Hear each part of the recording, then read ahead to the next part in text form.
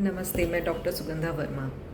आज हम ये देखेंगे कि वातावरण का असर हमारे बच्चों की बौद्धिक क्षमता पे कैसे पड़ता है। बच्चों की नहीं, वातावरण का असर बड़ों की भी बौद्धिक क्षमता पे पड़ता है। तो पहले अगर देखा जाए कि कौन सी ऐसी चीज़ें हैं जिससे बौद्धिक क्षमता का विकास बेहतर होता है, तो देखिए उसमें सबसे पहले आता है प्रकृति का सामीप्य। जितना हम प्रकृति के पास रहते हैं उतना अच्छा बौद्धिक विकास होता है। इसलिए आपने सुना होगा शहरों में भी, स्कूलों में, कॉलोनीज़ में आजकल ग्रीन स्पेसेस का कॉन्सेप्ट आ गया है। ग्रीन स्पेसेस यानी आप देखेंगे थोड़ी थोड़ी दूरी पर आप पार्क पाएंगे, अच्छी हरियाली रहेगी जहाँ पे पेड़ पौधे लगे रहेंगे। ये जो सामीप्य है ये बच्चों के अच्छे बौद्धिक विकास के लिए बहुत आवश्यक रहता है। ये एक बहुत रिलैक्सिंग और सूदिंग एक्सपीरियंस बच्चों को देता है, बच्चों को ही नहीं बड़ों को भी। और उसके बाद अगर सिर्फ हम बच्चों की बात करें तो उनके लिए एजुकेशनल टॉयज़, एजुकेशनल गेम्स, अच्छा रीडिंग मटेरियल, अच्छी बुक्स जिसमें अच्छी मॉरल वैल्यूज़ दिए हों, नॉलेज भी हो, और शॉर्ट स्टोरीज़, मॉरल स्टोरीज़ की आजकल बहुत सी किताबें बाज़ार में उपलब्ध हैं और बहुत से हमारे पेरेंट्स इनको यूज़ भी करते हैं, अपने बच्चों के लिए गेम्स लाते हैं और वो खेलते भी हैं। और ये सब बच्चों के डेवलपमेंट के लिए, उनके सेंसरी मोटर स्किल्स डेवलप करने के लिए बहुत इम्पॉर्टेंट रहते हैं।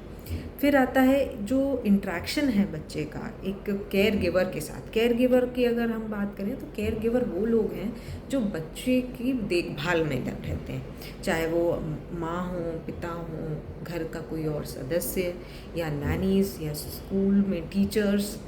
ये सभी बच्चों के साथ इंटरेक्ट करते हैं, उनकी को एक तरह की केयर प्रोवाइड करते हैं अलग अलग जगहों पर। तो इनके साथ एक बच्चे का अच्छा रैपो होना बहुत ज़रूरी है। बच्चों की जो केयर गिवर है वो बच्चों की जो समस्याएं हैं उनको समझें और उसको बेहतर तरीके से पूरा करें। एक पॉजिटिव उनके बीच में रिलेशनशिप हो, ये बहुत ज़रूरी है। फिर जो अलग अलग चीज़ें ऐसी भी होती हैं कुछ हमारे वातावरण में, आसपास में, जो बच्चों की बौद्धिक क्षमता के विकास में बाधक सिद्ध होती हैं। जैसे कि नींद पूरी ना होना, भोजन अच्छे से ना करना। कई बच्चे होते हैं जो बहुत मूडी होते हैं, तो उनको भी मूडी होने के कारण, खाने के प्रति मूडी होने के कारण उनको पूरा पोषण नहीं मिल पाता है, जिसके कारण उनका जो बौद्धिक विकास है उसमें बाधा आती है।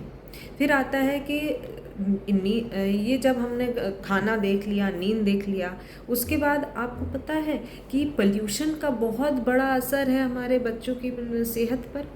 नॉइज़ पोल्यूशन, आप अगर बोलें कि किसी बच्चे को कि ट्रैफिक की आवाज़ें आ रही हैं, हॉर्न आ रही हैं, और आप बोलो कि पढ़ो, तुम पढ़ो, बहुत बार ऐसा देखा जाता है। कई बार स्कूल्स ऐसे होते हैं जो सिटी एरिया में रहते हैं, अवॉइड नहीं कर सकते ही, तो वहाँ पे वो ये नॉइज़ पोल्यूशन प्रिवेंट करने के लिए इंतज़ाम भी करते हैं।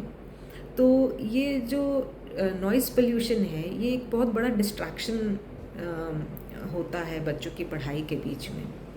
दूसरी चीज़, आजकल जैसे हम देख रहे हैं कि अब एक्सट्रीम हीट भी हो रही है हमारे इंडिया में, खासकर बहुत ज़्यादा अब गर्मी पड़ने लगी है, और इससे बच्चों को ही नहीं बड़ों में भी हीट एग्जॉस्शन, हीट स्ट्रोक की समस्याएं बढ़ गई हैं। ऐसे में ये जो अत्यधिक हीट में अगर हमारे बच्चे रह रहे हैं तो उससे भी बौद्धिक क्षमता की हानि होती है, उनका विकास में बाधक बनता है ये। फिर बहुत ज़्यादा अगर ऊंचाई पे जब जाते हैं तब भी हमको कन्फ्यूजन मेंटेन रहता है, हम डिसीजन मेकिंग अच्छे से नहीं कर पाते हैं, क्योंकि जब हम हाई एल्टीट्यूड पे जाते हैं तो वहाँ हाइपोक्सिया होता है, ऑक्सीजन कम जाती है ब्रेन में, जो एक कन्फ्यूजन की स्टेट, डेलीरियम की स्टेट क्रिएट करती है। तो आशा करती हूँ अपने वातावरण से संबंधित ये कुछ छोटी सी जानकारी आपके लिए फ़ायदेमंद सिद्ध होगी। धन्यवाद।